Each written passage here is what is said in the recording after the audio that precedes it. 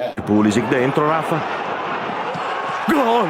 Ebram! Gol!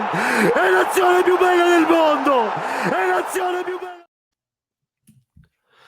Hello, everyone, and welcome to another episode of the SempreMilan podcast. I'm your host, Ollie Fisher, joined once again by Madison. Yeah, it's a good thing I was muted during the intro because I continued to talk about what we were just talking about, which would not have been good. But yeah, happy to be back 2 weeks in a row. I think the hell yeah, or whatever you said, is going to come through, which is good. I like that because it's like we're going for it, you know? AJ, you're here and all. Yeah, all you needed was a come from behind win against Lecce, and now we're all in high spirits. So, but that's what happens. It's also going to be like 65 degrees, so that has nothing. Yeah, you know what? I was supposed to have a warm week here as well, but it's only 41, so maybe not yet. But it's sunny. 9 a.m. So, yeah, it's got time. It's been a bit warmer here, actually. It feels like spring is coming, but it's going to get colder again by the end of the week. So I'm glad I brought my big coat up north with me. But will it warm up the week after? Oliver, do you have a little plaque on that chair in remembrance? It's not this one. It's not this one. I can't use that chair anymore. It's like a holy site. No, the other cat is somewhere in and around and may start meowing at some point to go out. So if I have to do like a Maddie and just duck off the screen to deal with a feline, then you know that's why I've done it. Yeah, as mentioned, got the Lecce game to recap in this one. We're down to one game a week, so just the one recap and one preview to do. We'll find a way to go over an hour. We always do. But before we dive into it, a thank you as always to our Substack founding members: Des Windsor, McGlynn, Tito, Matt Moritz, Pullman, Joey Gawler, Kemin, MJ, Mats, Luke Villano, Raul Escobar, Rajat, Calafassi, Nasser, Merlin Finker, Derek Favretto, Heavenly 13, Mike Schulz, JT Physio, Tarek, Marco Villela, Roberto Racinos, Ken, and Medi K. Happy with that. Only the one little slip up. Over on the Substack in the past week, most recent upload that we had in the pub chat series with, of course, Lorenzo and Stefano was evaluating Milan's manager candidates. Obviously, there's been so many names linked in the media, from Max Allegri and De Zerbi to Sarri and all them. They go through each one and analyse who would be the best fit. The bonus pod that me and you did on Friday, AJ, Clash of Clans, we went through all of the supposed infighting inside the management, the disagreements over the next sporting director, then the Conceicao, what did they call him? Conceicao's spokesperson leaking stuff to the media, then getting sacked, and now there's the threat of legal action against that person. We spoke through it all, basically. How can you build a platform from all of this chaos? The most recent bonus article that Isaac has done, and I would obviously with everything we have on the Substack, but I really recommend going and giving this a read. He goes through the astronomical differences between us having Champions League football and not having Champions League, focused mainly around the revenue side of things, but also things like the impact on brand, what it means for our sporting ambitions moving forward, or the fallout that will come with it. Though we're back in the race now, we're only 8 points off, so a bit of a negative piece, if you ask me. And then there was the newsletter as well, the title of which was Time for the Youngsters, with all the reports that Conceicao was going to start using more of the players from, well, not even the Futuro players, but players like Jimenez and stuff, and to try and build around those who were hungry to impress and succeed. And in that, there was the news bulletin, as always, which has the biggest stories from the past week. Lecce, Stadio Via del Mare. Well, this game. Well, he didn't use the youth in this game, at least not very long. He yoinked them at halftime. That's kind of funny, but that's about it. That was the only. It was a horrible game. Awful. I said the last 15 minutes. Yeah, at full time. I don't think that I've ever celebrated a comeback win less than that. Like it, I still felt pretty bad at full time, because Lecce are not a good team. Yes, we won on a PK and an own goal. Like that's not like a feel good win, right? Like we got 3 points. Maybe like it's gonna help put the team like on the right track. Pulisic got a brace. Like maybe it's gonna help him start to score again. But when we went 2-0 down, the announcer goes, the previous 3 meetings or something, the team who's been up 2-0 has not secured the full win, and I was like, he just jinxed us, man. Like, we're definitely going to lose this game. Yeah, that's we didn't. I said, watch this. Yeah, the boys did it. I mean, the starting lineup was interesting. There was a couple of forced changes because Pavlovic and Maignan suspended, so Sportiello comes in. I don't really have any complaints about that. There might have been a temptation to start Torriani just to like get him some experience, and I can't say that Sportiello particularly impressed me either. There's one chance in particular where he got dropped by Krstovic and he hit the outside of the post. But look, you have a backup, an experienced deputy goalkeeper for these situations, so I guess you've got to play him. Otherwise, why are you paying him? Kyle Walker back in the starting lineup, which is good. Gabia Chow was the centre-back pairing. Teo at left-back. Warren Bondo finally defrosted wherever he's been hiding away. Got the start in the midfield pivot with Yunus Musa, then Jimenez right wing, Pulisic left wing, Reinders behind Santiago Jimenez. Interesting team.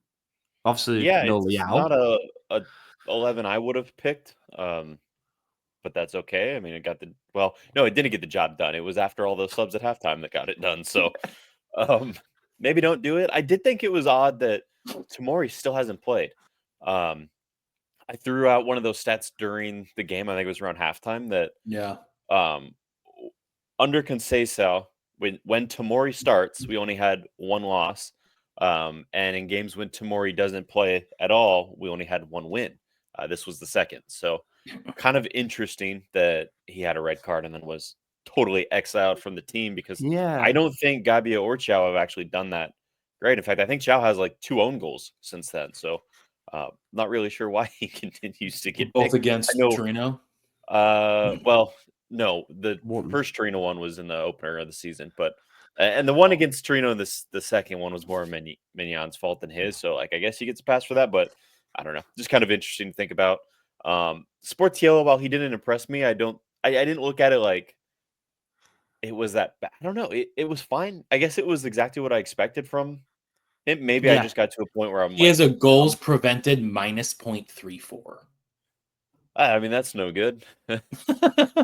That's really bad. Seen that before. That's really Is that just from the one game this season where he conceded to a Krstovic rocket? I mean, Christ, I don't even think Maignan would have stopped that going. No. Well, and neither did the commentator who said Maignan wouldn't have gotten there. And I'm like, he's not playing.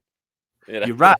Wrong reason. You're absolutely right, Patrick. And then he went on some tangent about oceanfront property and beaches and traveling the world. And about the 2 C's meeting and being different colors. And I'm like, mate. Do we have the same announcers? Yeah, it was Patrick Kendrick. Yeah. I was watching CBS for the first time in a long time because it wasn't on TNT here. So I was watching the stream that got put in the Discord chat. And then at 2-0 down, JT Physio, who put it on, decided to end the stream.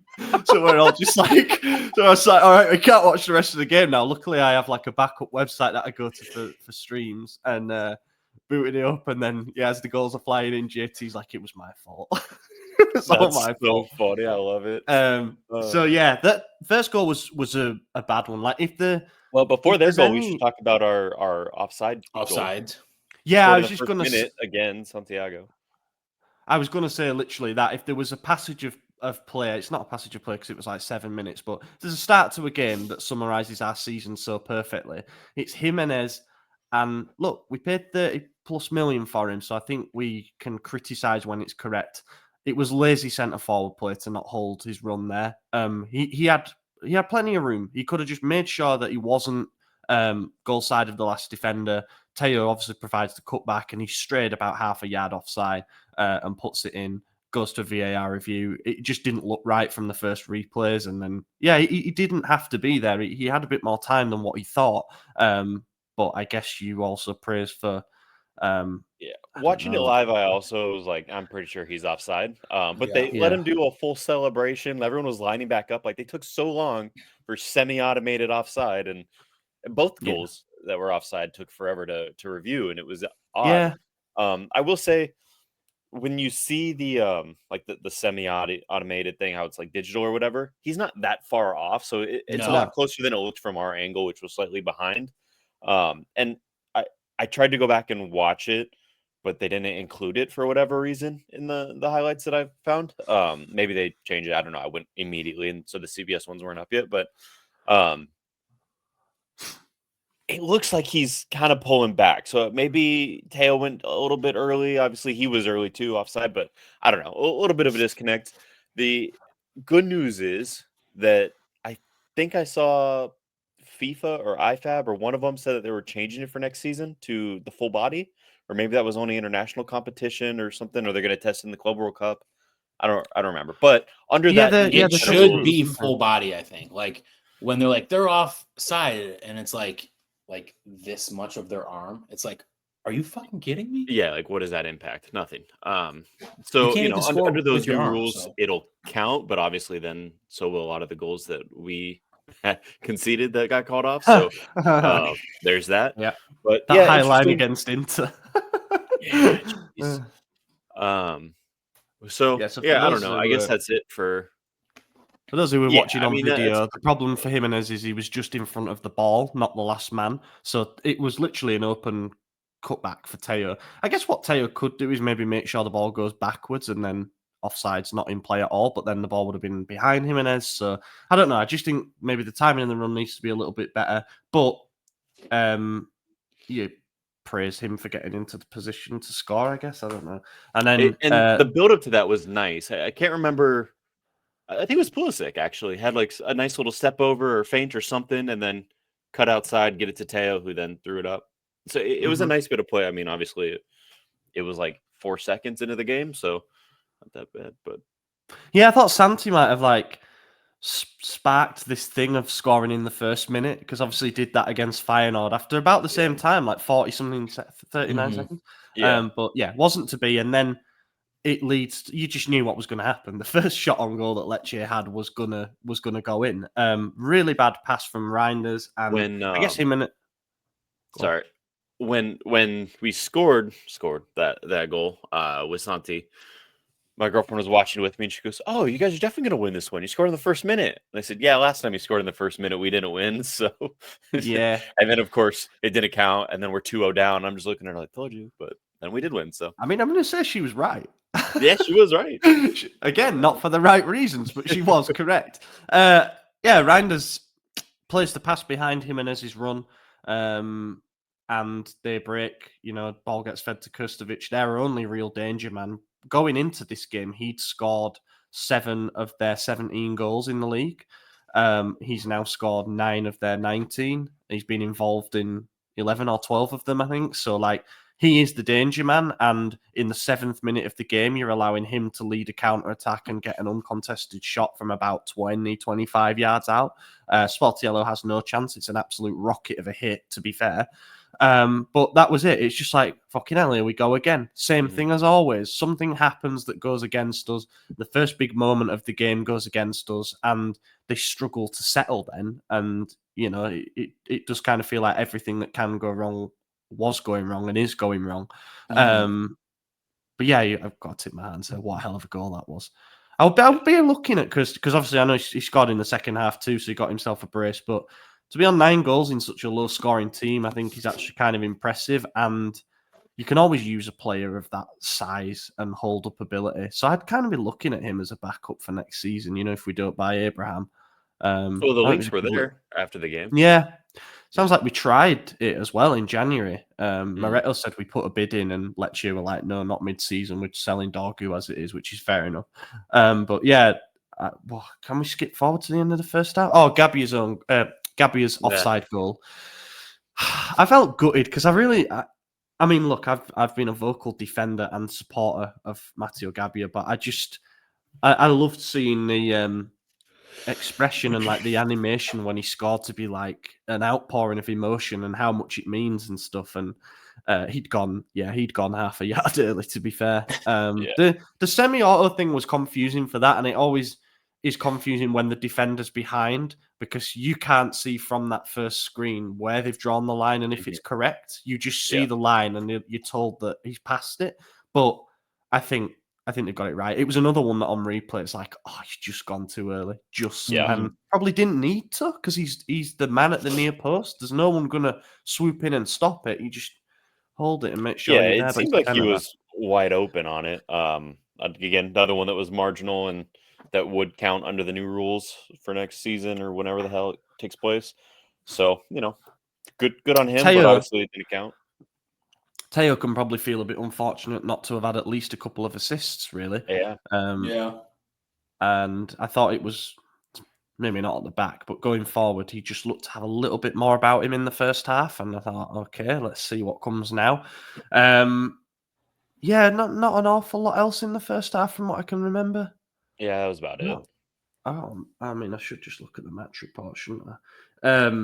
Then a change comes. Alex Jimenez off, Rafael on. And thus the game changed. Yeah. Shocking. Crazy. Yeah, but he is also developing a net. Pay us millions of dollars to make that decision, I'll tell you that. But they can if they want.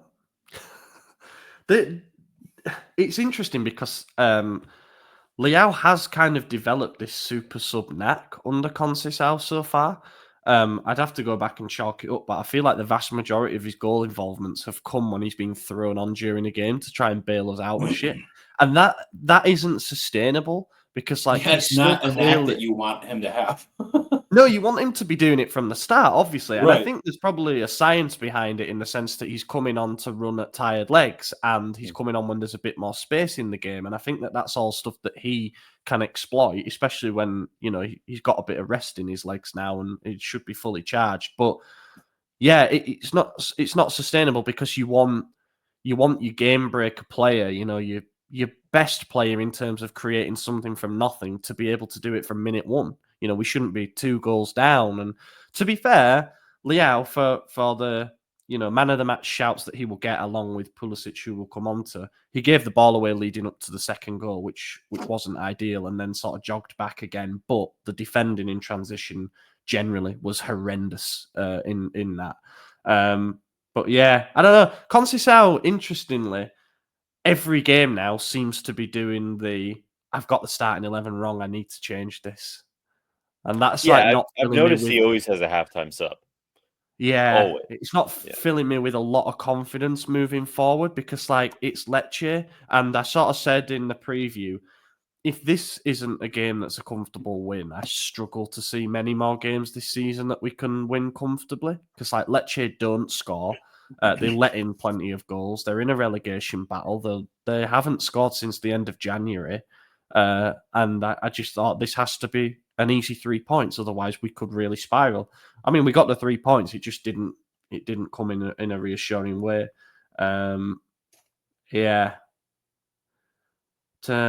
just looking here. Jimenez hit the woodwork. That was the one where Teo sent in a cross. That was really nice, actually. It was. Yeah. I thought Jimenez had a good game. Santiago, that is.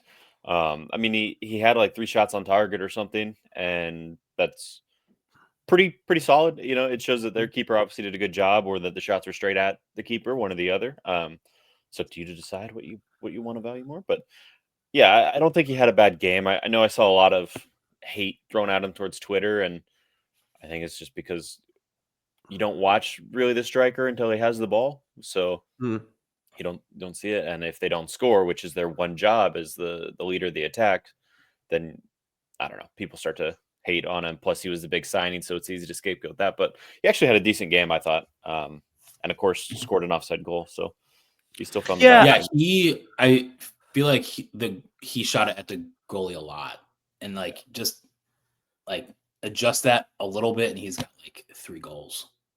Yeah.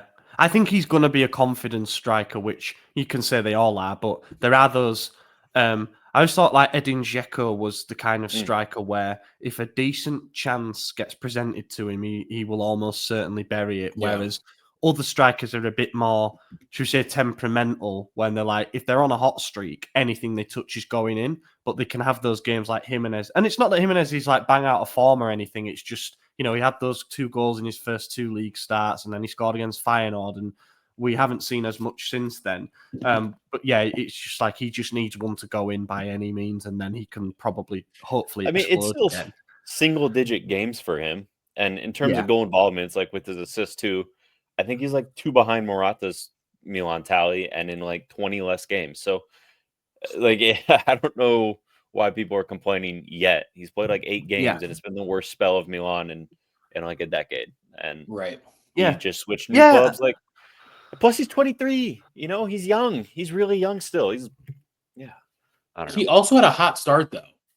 So like he did, he got what, like 3 goals in his first 3 and 4, followed by a couple 3 games of in the first 4.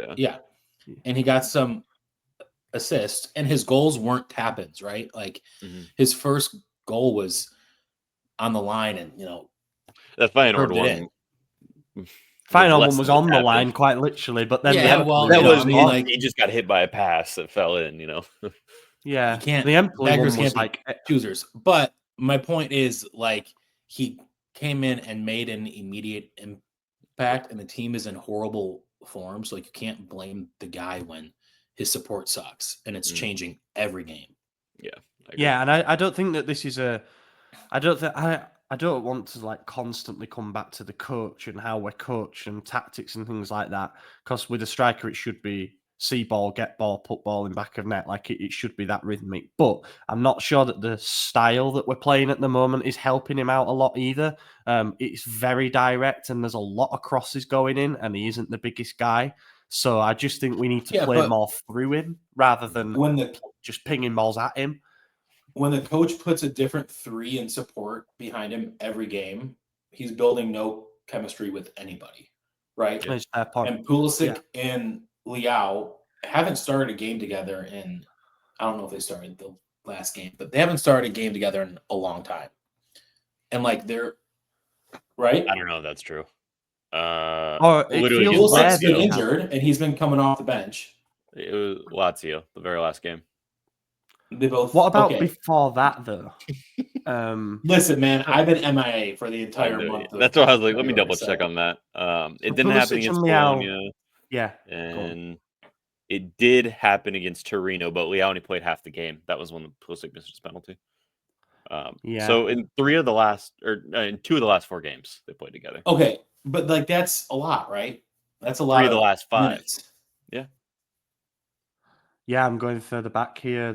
Both legs against Feyenoord, they did, but it's like it's still it's not particularly continuous in the sense that he's also been changing the player playing behind the striker as well. So you might have Pulisic and Leao out there, but he's dropped the João Felix experiment now, and he's gone back to playing Reinders there. So now Reinders has kind of got to get back into the swing of playing as a number 10 after playing deeper and having defensive responsibilities. So it's not just necessarily the service coming from the wings; it's how the whole unit moves as a 4. Yeah. But I just think that this 6 months or 5 months, whatever, for Jimenez are going to be really useful, because he's come. Oh, granted, with the price tag of being our most expensive ever striker, but ultimately the pressure isn't there in the sense that we're not really fighting for anything. You know, it's not like he needs to fire us the goals to get us set in the title fight, or we're basically out of the top 4 fight as well. So really, he can sort of have 6 months adaptation period, getting used to the league and getting used to the kind of defenders that he's going to come up against, the differences with the Eredivisie, and then hopefully from next season we're a bit more competent after a summer window that helps the squad, and maybe a different coach that will build something around him. But this is Milan, so let's not get too ahead of ourselves, I guess. First goal was a bit of a lucky one to get us back into it. Just ping it in an area and hope for the best. Just before, actually, Musa had missed a header from a Leao cross, which, having watched it back, I think it was a pretty good chance. And then I don't think that Musa had a horrible game. I mean, everyone didn't have a great game. But I can't remember anything he did, so I won't disagree, but I don't feel comfortable agreeing because I just don't remember any Musa highlight, to be honest with you. I also just love Musa, so I'm going to back him up anytime I get. But a midfielder, if you don't remember anything about him in a game, that could be a good thing, right? If he's just especially our midfield right now. I mean, Yeah. Yeah, the only thing I remember from Reinders was the bad pass in the first minute or the opening. He had 92% pass accuracy. That's pretty good. Yeah, it is actually pretty good. That is solid. Yeah. His pass accuracy is always pretty on point. Not always, but yeah. Isaac Moller gave Musa a 6. Said he looked composed and almost always made the right decisions, usually playing it simple rather than attempting something silly. His movement in attack also helped Milan open up a lot of space, even if he missed a good header in the second half. Sorry. And so that's a 6? It's Isaac. Yeah. Every player is going to be a 6 to a 7. There's no deviation. You played the game. It's a safe bet, so he doesn't get ridiculed. 5. You have a good game. You have a 7. That's the Isaac scale. It's basically 1 to 3. Every rating is between a 5.5 and a 6.5. Yeah, exactly. And then Pulisic. To be fair, we looked like shit the majority of the game. Maybe. I'll just that first goal though. I do think it was all luck. Joao Felix. At first, I would be like, "Oh, hard done to get the own goal," but no, it had nothing to do with Joao. Like it was a great pass from Leao. And it just happened to bounce off the heaviest first touch in human history into the Lecce defender and into the net. Like it was very lucky. For me, that's all Leao. It has nothing to do with Joao Felix. He just happened to be right where the ball was. It was the equivalent of a pass hitting the referee. It wasn't supposed to. But ball. Once happened to Liverpool. One thing I will say just about the comeback in general is that we didn't really force it. Like Lecce made their own errors here, really. Ball goes into a dangerous area. I guess you've got to buy a ticket to win the raffle, and the raffle being an own goal in this case. The penalty, you've got to make the run to draw the tackle, but Gallo and I think it was Bashirotto just set about imploding on what had been up to that point a pretty good defensive effort from them, like bend, don't break. The penalty was a stonewaller. It's nice to have a penalty without much doubt. It's just like, that was a penalty kick. Now we can take the penalty. It was nice that we scored it too. It was. I think during the Torino game, I mentioned that every penalty up to that point of the season that we were given without VAR, we had missed, and anytime we had VAR, it had scored. So I thought for sure he was missing again, and it looked like he almost was about to. I think he might have got. He took a long time to take the shot. He was nervous. Yeah. I was nervous, but I know I didn't celebrate the first goal that we scored at all. I was just unmoved to the point that she asked me if it even went in. I was like, "Yeah, we scored," and she's like, "You didn't celebrate." It doesn't fucking matter anymore. Yeah.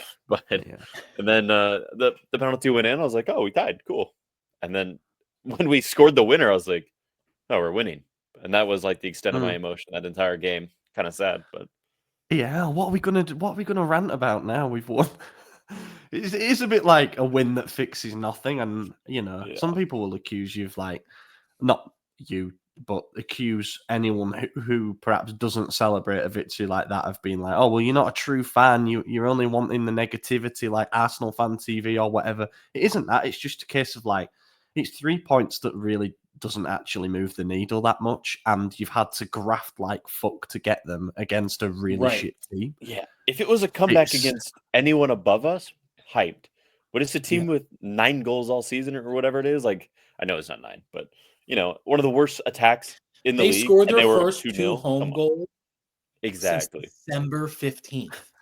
Not only that, it was a world-class goal. Like, what the fuck, man? Why against us? It always happens against us. It always does. Associazione Charity Milan back in full force. But the winning goal was a really nice one. It was a pinpoint cross and a nice volley. Like, not the easiest angle, quite a tight angle. He's got to connect with that sweetly. And, other times this season, you see someone completely whiff at that.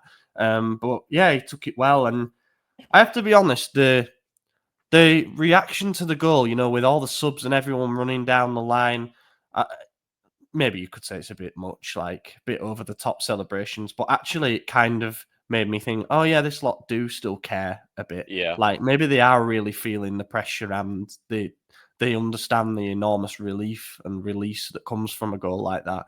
But yeah, if you go back and Pulisic in watch particular it, seemed fired up. Yeah. So there was like Puli and the crowd of teammates around him celebrating, obviously, but off to the side, you see Leao celebrating by himself, and like seeing the emotion from him as well was good because it's so rare. But after the goal went in, he kind of like just took a few steps in the opposite direction. Like you could tell he was just relieved, and then it just overcame him, and it was like fist bumping and just like having a little temper tantrum in the corner, but obviously a good one. So it was nice to see that like it actually did mean something to everyone, even if it felt like it meant nothing to us because we were just so past it. But, I mean, we've been talking about for what 3 weeks now how like the players are mentally checked out, that they're just showing up for work, and it was nice to see that that's not true. They just struggled a little bit. Yeah, there's been a few statements from some of the players as well.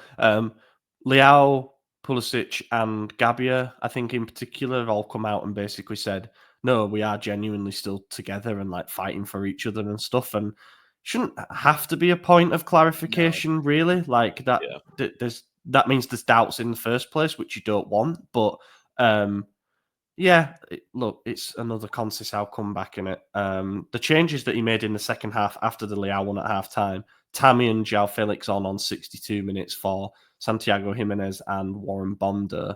Bondo's first start, bit of a mixed bag. I think he was. I think he was dynamic. I think he was everywhere. Yeah, covered a lot of ground. Just a little bit sloppy sometimes in possession, but it's his first start for us. Like first game got to come for us. 93% pass accuracy. I think that was Musa, or was it both of them? That was also. They both Bondo. had over 90%. Wow, that's impressive. I would like to see Reinders as the 10 with Bondo and Fofana behind him from the start. The next game, just to see how impossible. Okay, because Conceicao loves Musa. Yeah, you're right. I think he has started every game of Conceicao's like just about tenure. Yeah. You know what'll happen? He'll do that, what you said, those three in midfield, and then he'll play Sotil on the left and Jimenez on the right or something, and it'll be like, no, you got that bit right, but now the other bit's wrong.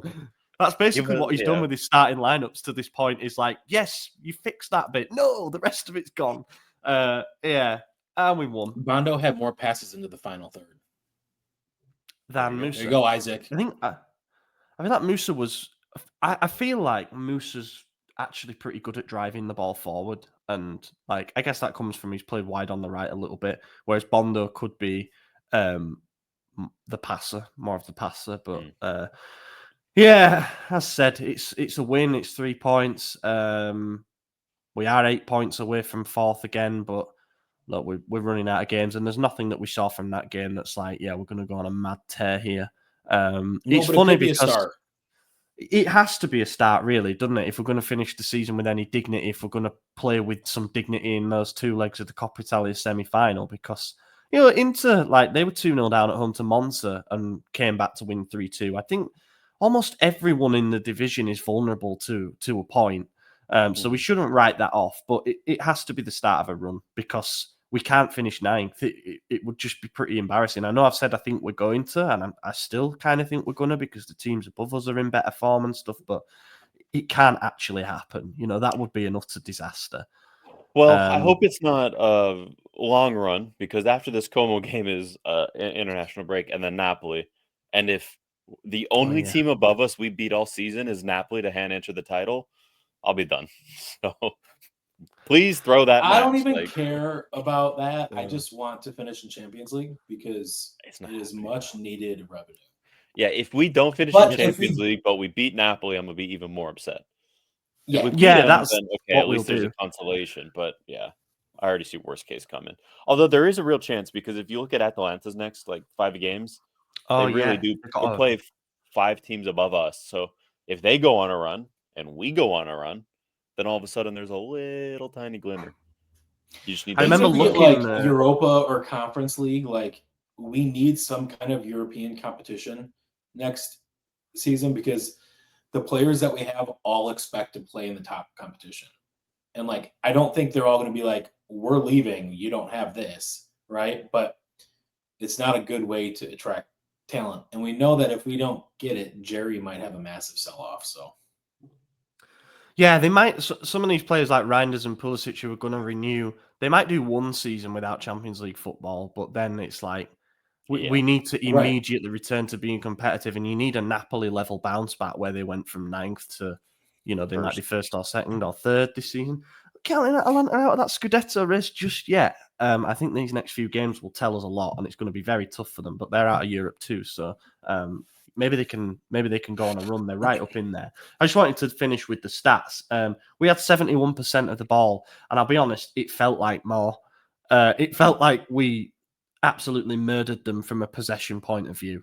Of course, it's what you do with it, and they took an early lead, so they were happy to settle into a low block. But yeah, it felt like we dominated the ball. 3.19 XG for us to 0.86 for them. I think that reflects that the 2 goals they scored were low XG chances, and we missed some big ones from close range. 4 big chances for us to their 2, 16 shots for us to their 11. Go on. No, FOTMOB just has it slightly different. We have 5 big chances to their 1, so I'm not sure what the discrepancy is there. But it says we missed 3 of them, so their long range shot might not count as like a. I feel like maybe those count as something weird. Yeah, I'm just struggling to think what it. I mean, I guess the winning goal will be a big chance. The penalty will be a big chance. Jimenez hitting the post maybe because it was close range, and then maybe the Musa header. That they might be the big chances, maybe. But yeah, 7 corners to 2. You look at the stats line and you take the score out of it. You think, well, we must have won that 3-0. Or, 3-1, 4-1, something. But nope, that's just, we're making everything so difficult. Man of the match for me, one of you two is definitely going Pulisic, maybe both of you. So I'm going to go Leao for being the game-changing substitute. I thought that we got him on the ball an awful lot. Obviously, he created a couple of the goals. And so, yeah, I'll go with Rafa. I had actually planned on also going Rafa. But there really are 2 correct answers. It's him or Pulisic. Either the guy who had the brace or the guy who essentially had 2 assists, even though obviously he didn't get one for the first goal. It was all his creation, and the third one was also his creation. But yeah, I don't think there's a wrong answer between the 2. So Pulisic. I thought Maddie might go for Musa. I was thinking about it because he does have a 7.1 rating on FOTMOB, but Pulisic. I think Jimenez had a pretty high rating. He had a 7.3 on FOTMOB. He did. I don't think he had a bad game. No, he didn't. I was actually happy with him, but it's easy to scapegoat the big money striker when he doesn't score a goal. So that's what people do. Right. Flop of the match is a bit more difficult easy. Because, well, you're going to say easy. I think because no one had an absolute howler in the sense that we've seen like own goals and stuff in recent weeks and red cards that make it very easy to pick the flop. In this case, I think that AJ is saying the easy pick is Alex Jimenez because he lasted 45 minutes. Always. Yeah. Biblical stinker and hooked. He might be the answer, because I think that in a game like this, again, as mentioned, they were able to settle into a low block, which is effectively 9 outfield players behind the ball. You really need a winger with pace and creativity and trickery, which I think Jimenez does actually possess. Like, his technical ability is there. He is very fast. He can stretch defenses. End product's a little bit missing still, but you really need him to move players about, and he never started the game confidently, and we essentially played without a player on that side of the pitch. It was, and he's only 19, isn't he? But I know AJ hates him. I think you could maybe make a shout for either. AJ, man. You hate him too. He's the new Salamakers. They look alike. No business starting. Resemblance is there. Uncanny. I think you could pick either of the centre backs because Gabia Chow has been statistically, and I think still is statistically, our best centre-back pairing of the season, which is a bit paradoxical because they haven't actually played together that much. We keep changing up the pairings. Obviously, Fonseca was famous for changing it every single game. Conceicao seemed to have settled on Pavlovic Tomori, and, with suspensions and other things, he's now changed to field in this. But prior to this game, they'd conceded on average a goal every 255 minutes, I think it was. Gabriel. Obviously, they're letting a couple, so the average will go down a bit, but still the best centre-back pairing. And I just think that the chemistry they had towards the end of Fonseca's time in charge has clearly gone. It didn't look great. Neither of them seemed to know when to step up and engage on Krstovic, who is a real handful, and he probably is the man of the match actually from this game, considering what he did with such little service. And yeah, we struggled. The organisation wasn't really there. You maybe point a finger at Walker as well and say, I thought he actually had a really bad game. Yeah. You to picture flops. So let's move on. We got Como. Resurgent Como. Although didn't they lose their last game, actually? Como lost. Oh, no, sorry. They drew 1-1 at home to Venezia. 95th minute penalty from Gyokye. And Venezia a point in that one. And they are currently in the table 13th. So they are well clear of relegation trouble. 10 points clear, in fact. So they're playing, I guess, with a bit of freedom now under Fabregas. The lad that they brought in January, Hassan Diao, has quickly become their main player. Dele Alli is in and around there now. Did he play? I know this was potentially his debut. I don't know if he came on or not. I'll tell you in a second. Lineups. He did not. He was an unused substitute. What a shame. Oh, fuck. I know what happens now. I know what happens now. Winner at San Siro for Big Dele. Interesting story, him. Interesting career. I hope that he has a bit of a resurgence because I actually really like him and I think he's been pretty. He seems like a decent person. Yeah, he's been very open about some of the battles that he's faced, and like he did an interview with Gary Neville where like they literally were both in tears. And I remember just thinking, shit, yeah, these are actually human beings. And what were you laughing at there, Richard? I thought he had drama off the pitch. I thought that's why he got frozen out, didn't he? No, he had like mental health issues. Oh shit! Well, now I'm an asshole. I thought he had like. Why did I think they were like? I don't know. I don't want to throw anything in the ether. There may have been something with Tottenham, right? And then he went to Everton, but then Everton was like, "You do you, but you can still train whenever you need to train," right? And then he trained with Everton the past 2 seasons with no contract, and then he went to Como. Strange bloke. Interesting. Strange from Everton. I mean, like to allow him to do that. Like, surely you'd sign him up. Maybe. I mean, he may have been on some kind of contract, right? Like, I have no idea, like the legality behind what was going on, but interesting. So what we got here is for Como, top scorer is Patrick Cutrone. Love that. No, he's not. Is he really? Yeah. I love that. Nico Paz joined 6. He's someone I would really take a look at in summer if we can do anything with Nico Paz, because he's just unbelievable. But Real Madrid, I believe, have some kind of control over him as well, similar to the Alex Jimenez thing. Then you got Hassan Diao on 5 goals. He's been an absolutely brilliant signing. It would be fair to say probably the signing of the winter window so far for any team. Strefetzer on 3. Nico Paz top of assists with 4. Cutrone with 3 assists as well. He's the all-round forward. We should have just brought him back. I would have been so happy. I'm not gonna lie. Nico Paz is someone who has better than him in both of those stats. Yeah. Oh, now the cat's gonna your cat needs to go outside. Yeah, I might have to. Doesn't like Cutrone either. Recent results include before that 1-1 draw with Venezia, they lost 2-1 away at Roma, who are on a mad run. I think they've won like 5 or 6 in a row in the league. But they beat Como 2-1. They beat Napoli 2-1. Yeah. 1-2-0 away at Fiorentina. Prior to that, lost to Juve, lost to Bologna, lost to Atalanta. So, yeah, they're a little up and down. We beat them 2-1 early in the season. That was Roma's last loss. They beat them, did they? Yeah, in December. Oh, in December, yeah. That was their last defeat. My word. They're unbeaten in 12. The Ranieri effect, eh? You know who else is unbeaten in a long time? Everton. Really? Everton. It's a David Moyes effect. Okay. Yeah. So what are we going to do? Are we going to win? Yeah, I think we'll win. What are we going to do? I think the team's going to decide what we're going to do, but I think We are not going to win this game. Well, the first time we played them, we did go I would behind. love to make another joke about Oliver's cat, but I'm not going to. Yeah, don't do it. He's literally there just to cat sit, so don't kill this one too. Yeah.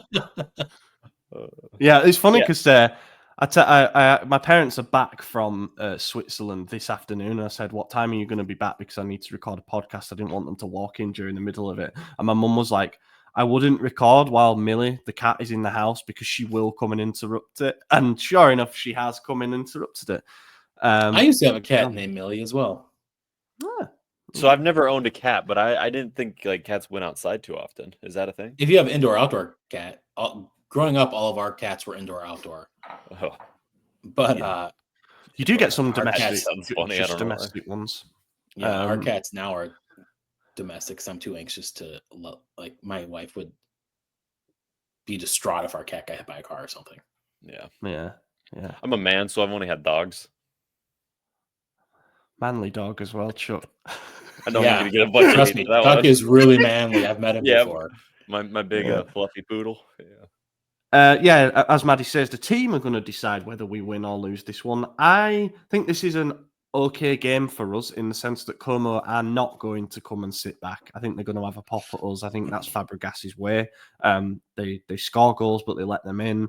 It'll be interesting because Fabregas has been linked with being our next head coach. So this could almost be like an audition. That would be awful.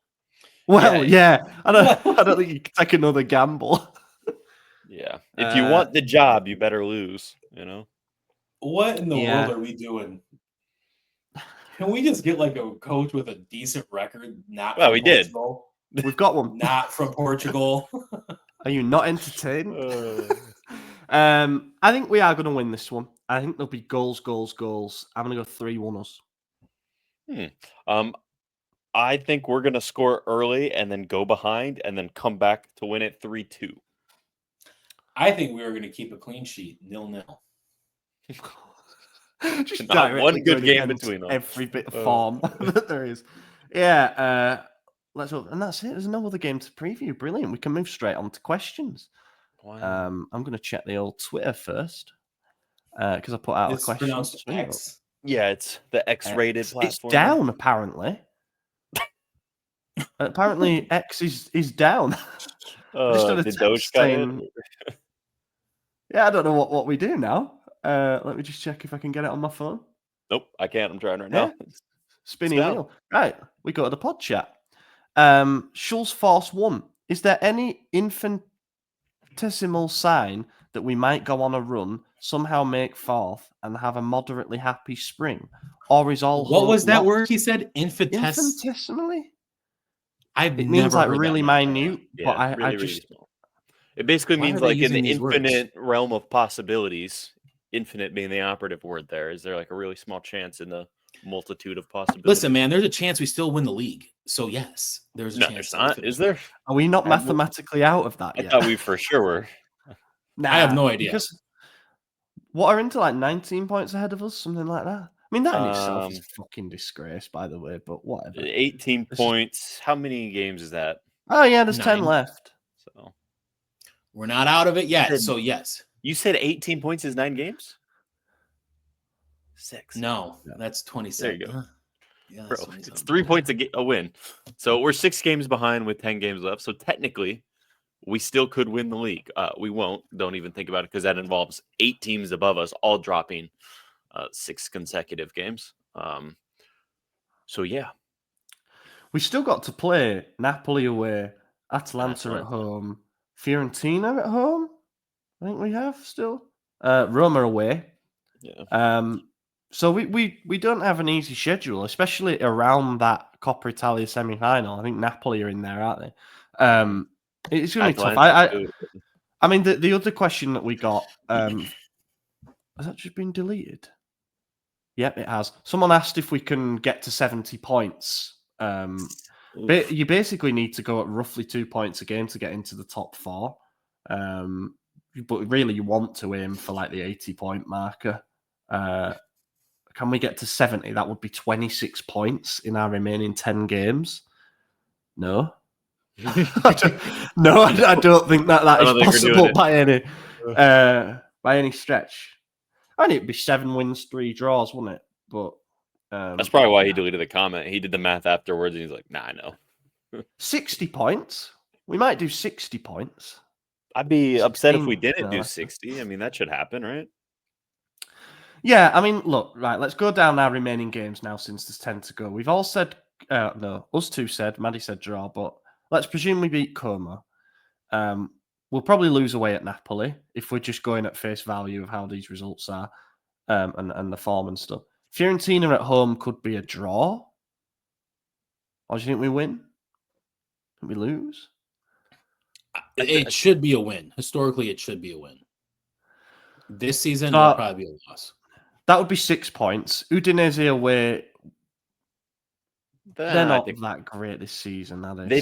They've given us a lot of trouble, but I think we could win that. If we're going on a run here, like taking into consideration if we got 6 points from the 3 prior, I think we get 9 there. They're not that good, but they're also 1 place behind us in the table, so that means we're not that great. Oh, we're dog shit. Well, we've established that. No, they actually are doing okay, aren't they? I think mid-table's pretty good for them, especially if they somehow got into the top half. Let's say we're on 9. Atalanta at home, I think we lose. That one's yeah. I don't know which Atalanta we get. Venezia and Genoa are away back to back. You got to hope for win both those. Yeah, so that's 15 points. Bologna at home. Draw. We were kind of unlucky. Yeah, 16 points. Roma away, I think we lose. Yeah, they're just playing lights out at the moment. And then Monza at home to finish the season. So, we'll win that. Yeah, 18, 19 points, something like that. It's definitely not going to be enough for a top 4 push, unfortunately, unless all the teams above us have some kind of catastrophic collapse. Yeah, I don't have any more questions because Twitter's down. Let's check. X is down. Check it one more time just to see if it's still down.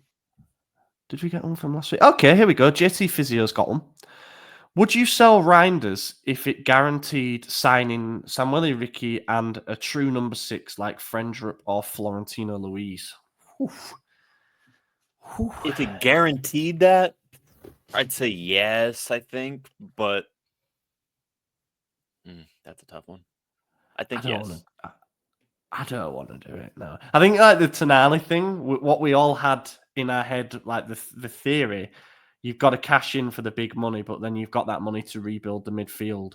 Here we are still to this present day without anything close to the same midfield as we had before. So it doesn't always work that you sell your best midfielder and the squad gets better overall, unfortunately. I also really don't think Reinders is going to agitate to leave. You know, he signed his new deal and he sounds really happy here. I don't think he will be the big money. I don't. If it became like would you sell Teo and do it, or would you sell Mike Maignan? Our future captain, gambling doesn't seem like it. You know, he's coming back. By the way, did you see what like his agent or someone from his agency said? He's like, oh yeah, he's definitely going back to Italy at some point, and he remains like Milan is in his soul or whatever. So I wouldn't be surprised if we just pick up the phone in the summer and try it. If he really is homesick, then just give it a go. Oh, he just got engaged. So maybe he didn't want to have a baby in Italy. That makes sense. Or is it Newcastle with all the Gregs and stuff like that? Or I'd rather have a kid. And the Weatherspoons. What if that's what he named his kid? Greg Tonali. Yeah, Greg. Greg Tonali. Yeah, it's all the players live in a place called Durham generally, which is like a really, really nice outskirt. I guess it would be like some of the players in Milan. The ones that don't live centrally live a bit outside. It's an interesting question. I think we start from the premise that we're going to need another midfield rebuild, be it mini one or a large one if there is a big sale. But we certainly need to sign, regardless of who the head coach that comes in is, we need to sign a proper holding midfielder, a proper defensive midfielder. Now, the profile that we go for, I think that's more dependent on the coach. Do you go for somebody like if it were Allegri who came in, he would probably rather have like a regista, like a deep lying playmaker, someone to control the tempo of the game. But if it was someone else, an aggressive coach, say like De Zerbi, he would probably want more of a destroyer, someone who's known for tackling and recoveries and things like that. So I think that's where it becomes dependent. But we absolutely have to sign a proper number 6 because we can't keep pretending that Fofana is that, and Fofana actually seems to have fallen out of favour a little bit recently as well. His performances haven't been great, but he's overworked.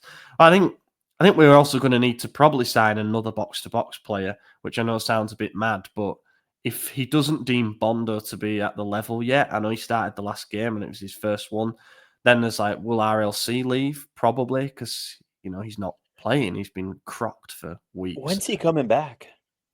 Meant to be for the Como game. Should be back.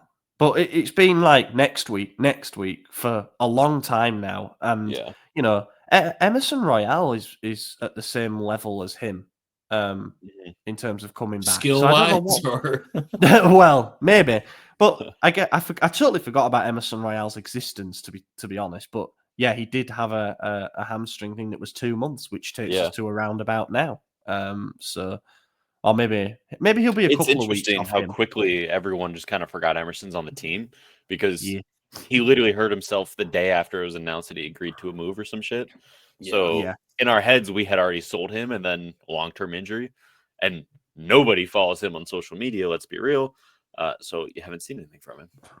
It won't be headline news by any means, but Florenzi returned to the bench for the game against who did we beat? Lecce.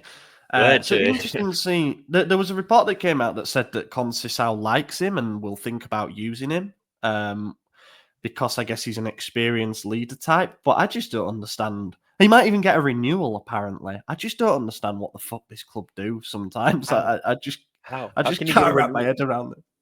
He hasn't played in 2 seasons this year or all of last year. Yeah. He's had 3 knee operations since he joined us, I think. Yeah, this is the third manager, too, to not see him play. So how are we giving him a renewal? Did he really not play all last season? It was the vast majority. I know he did play, but it was very briefly. Yeah. Look how many games he did play last season. He's quite a high earner because he doesn't have the growth decrease. So even if he takes a pay cut, I'd just be like, nah, we've got Kyle Walker. He played 31 times last season in the league. It's the season before where he played 6 times. And the season before that, he played 24 times in the league. The question is, what season did Isaac buy his jersey? Yeah. I think that was last season. Might have been the season before, though. Honestly, that man is just... when it comes to buying name printing, just forget it. If he gets that name on, then you know that player's going to be a flop. Yeah. Should we wrap it up there? We've done it in less than an hour. I'm pleasantly surprised, boys. Okay. Unless you've got anything else to add in the remaining couple of minutes until we hit the hour mark. No, I got an email about my old job, and I was like, bro, I don't work there. So quickly replied, I'm like, yeah, that's not mine. So sorry. We will wrap it up there. Bit of a short one this time, but that's what we get with a game a week. Hope that you enjoyed it nonetheless. Glad we had a winter recap. We'll be back later this week for another bonus episode, I think subject to be decided, and then early next week for another main pod, of course. In the meantime, I've been your host, Ollie Fisher. Find me on Twitter at Ollie Fisher.